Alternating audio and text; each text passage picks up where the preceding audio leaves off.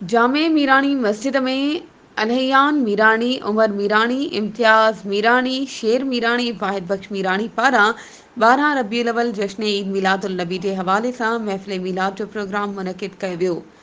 इन मौक़े ते कारी जुनेद, कारी मोहसिन ऐं अब्बास अली मीरानी नाते रसूल जन शान में नातू पढ़ी सुहिणे अंदाज़ सां मचायल महफ़िल खे चार चंड लॻाए छॾिया। हर तरफ़ सरकार जी आमद मरहबा ऐं या मुस्तफ़ा जूं सदाऊं बुलंद आवाज़ में गूंजजी रहियूं हुयूं। जॾहिं त मुफ़्ती मोहम्मद इब्राहिम क़ादरी ख़िताब कंदे नबी पाक जी शान मुबारक बयान कंदे चयो त ॿिन्ही जहाननि जे सरदार पाण करीम जन जी विलादत जो मुबारक ॾिहाड़ो मल्हाइण असांजे ईमान जो हिसो आहे। रबीउल अव्वल जो महीनो बरकतुनि रहमतुनि ऐं अज़मतुनि वारो महीनो आहे।